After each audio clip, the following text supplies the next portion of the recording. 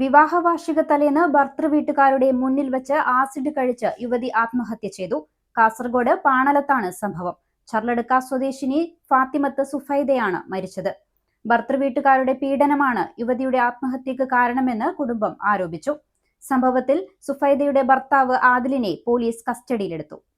Start your journey with confidence. GTech Education. Fatima Arcade, opposite New Bus Stand, Kasargod.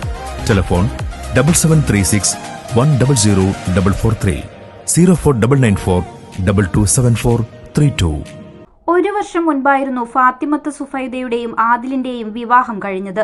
വിവാഹം കഴിഞ്ഞ ആദ്യ ആഴ്ചകൾക്ക് ശേഷം തന്നെ ഭർതൃവീട്ടിൽ നിന്നും സുഫൈദയ്ക്ക് നേരെ വലിയ രീതിയിലുള്ള പീഡനങ്ങൾ ഉണ്ടായതായാണ് കുടുംബം ആരോപിക്കുന്നത്.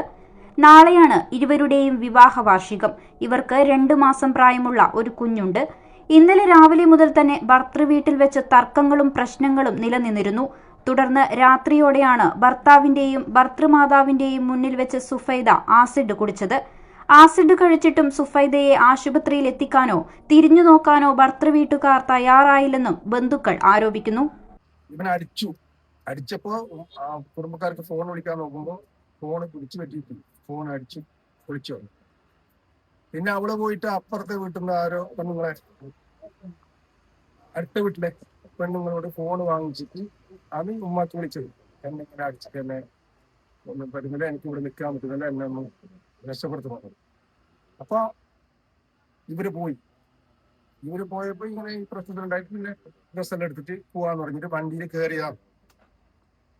കയറിയിട്ടില്ല. കയറാൻ വേണ്ടി പോകുമ്പോ അവര് പറഞ്ഞു കുട്ടീനെ കൊണ്ടുപോകാൻ പറ്റില്ല, കുട്ടീനെ കൊടുക്കൂല, പിന്നെ നീ ഇവിടുന്ന് ഇന്ന് പോയെങ്കിൽ ഇവിടത്തേക്ക് തീർന്നു, നമ്മുടെ ബന്ധം അവസാനിച്ചു, പിന്നെ നമ്മൾ തമ്മിൽ ഒരു ബന്ധമില്ല എന്ന് പറഞ്ഞു.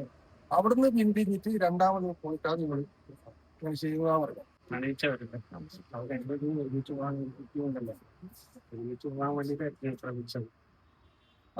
ചർച്ചകളൊക്കെ അവരെന്നെ തമ്മിൽ നടത്തിയിട്ടുണ്ട്. അവർ തന്നെ വളരെ കളിക്കുന്നുണ്ടായിരുന്നു. ഭർതൃവീട്ടുകാരുടെ ക്രൂരതയാണ് സുഫൈദയുടെ ജീവനൊടുക്കലിലേക്ക് നയിച്ചതെന്ന കുടുംബത്തിന്റെ പരാതിയിൽ വിദ്യാനഗർ പോലീസ് അന്വേഷണം ആരംഭിച്ചിട്ടുണ്ട്. കൂടുതൽ ചോദ്യം ചെയ്യലുകൾക്കായി ഭർത്താവ് ആദിലിനെ പോലീസ് കസ്റ്റഡിയിലെടുത്തു. വരും ദിവസങ്ങളിൽ കൂടുതൽ നിയമ നടപടികളുമായി മുന്നോട്ടു പോകാനാണ് സുഫൈദയുടെ കുടുംബത്തിന്റെ തീരുമാനം. News 14 live, Kasaragod.